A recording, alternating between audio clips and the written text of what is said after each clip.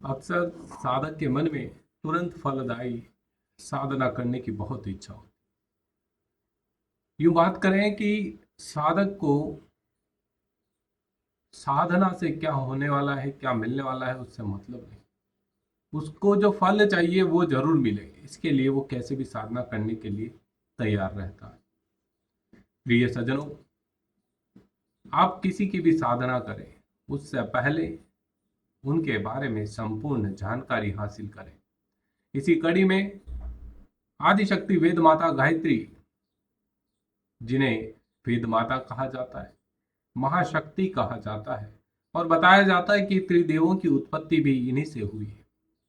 तो माँ गायत्री की साधना प्रत्येक साधक के लिए जरूरी है। किसी भी प्रकार की सिद्धि हासिल करना, किसी भी प्रकार से अपनी आत्मोन्नति करना, आत्मा से परमात्मा के मिलन के लिए भी व्यक्ति को गायत्री साधक होना जरूरी है।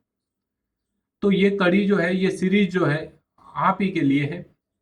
इसमें माँ गायत्री के बारे में जानेंगे, उनकी साधना क्यों और कैसे करनी चाहिए वो भी हम जानेंगे। आइए शुरू करते हैं। सबसे पहले बात करते हैं आदि शक्ति, वेद माता, देव माता, विश्व माता के रूप में गायत्री को क्यों जाना जाता है।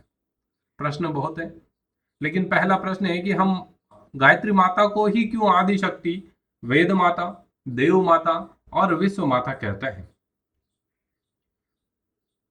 सज्जनों, गायत्री परमात्मा की वह इच्छा शक्ति है जिसके कारण सारी सृष्टि चल रही है।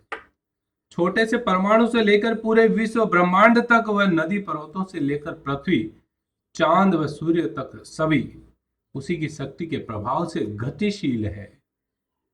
वृक्ष, वनस्पतियां, इन सब में जो जीवन की तरंगे हैं, ये सब आदि शक्ति गायत्री के कारण है। अन्य प्राणियों में उसका उतना ही अंश मौजूद है जिससे कि उनका काम आसानी से चल सके। मनुष्य में उसकी हाजिरी सामान्य रूप से मस्तिष्क में बुद्धि के रूप में मानी गई है, बुद्धि के रूप में होती है। अपना जीवन निर्वाह और सुख सुविधा बढ़ाने का काम वह इसी के सहारे तो पूरा करता है। सही है गलत? असामान्य रूप में यह ऋतम्रा प्रज्ञा अर्थात सद्बुद्धि के रूप में प्रकट होती है, जो उसे सही गलत की समझ देकर जीवन लक्ष्य के रास्ते पर आगे बढ़ाती है। आमतौर पर यह मनुष्य के दिलो दिमाग की गहराई में सोई हुई रहती है। इसको जिस विधि से जगाया जाता है उसको ही साधना कहते हैं। इसके जागने पर मनुष्य का संबंध ईश्वरीय शक्ति से जुड़ जाता है। स्वयं परमात्मा मूल रूप में निराकार है। सब कुछ तटस्थ भाव से देखते हुए शांत अवस्था में रहते हैं। सृष्टि के प्रारंभ में जब इनकी इच्छा एक से अनेक होने की हुई तो उनकी यह चाहना वह इच्छा वह शक्ति बन गई। इसी के सहारे ये सारी सृष्टि बनकर खड़ी हुई थी। सृष्टि को बनाने वाली प्रारंभिक शक्ति होने के कारण गायत्री माता को आदि शक्ति के रूप में जाना गया। पूरी विश्व व्यवस्था के पीछे और अंदर जो एक संतुलन और सुव्यवस्था दिखती है, वह गायत्री शक्ति का ही काम है। इसी की प्रेरणा से विश्व ब्रह्मांड की सारी हलचलें किसी विशेष उद्देश्य के साथ अपनी महायात्रा पर आगे बढ़ रही। ब्रह्मा जी को सृष्टि के निर्माण और विस्तार के लिए जिस ज्ञान और क्रिया कौशल की जरूरत पड़ी थी, वह उन्हें आदि शक्ति गायत्री माता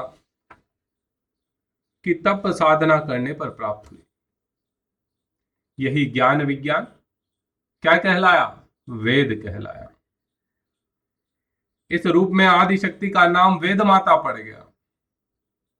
वेदों का सार गायत्री मंत्र के बीज रूप में भरा पड़ा है। इसीलिए कहते हैं ना, महाशक्तिशाली आदि शक्ति वेद माता गायत्री का 24 अक्षरीय गायत्री मंत्र है। सृष्टि की व्यवस्था को संभालने व चलाने वाले विभिन्न देव शक्तियां आदि शक्ति की ही धाराएं हैं। जैसे एक ही विद्युत शक्ति अलग अलग काम करने वाले यंत्रों के अनुरूप अलग अलग होती है। जैसे लट्टू, ट्यूबलाइट, हीटर, रेफ्रिजरेटर, कूलर, इन आदि में विभिन्न रूपों में सक्रिय दिखती है। इसी प्रकार एक ही आदि शक्ति रचना, संचालन, परिवर्तन आदि क्रियाओं के अनुरूप ब्रह्मा, विष्णु, महेश जैसी देवीय शक्तियों के रूप में हमें अलग अलग प्रतीत होती है।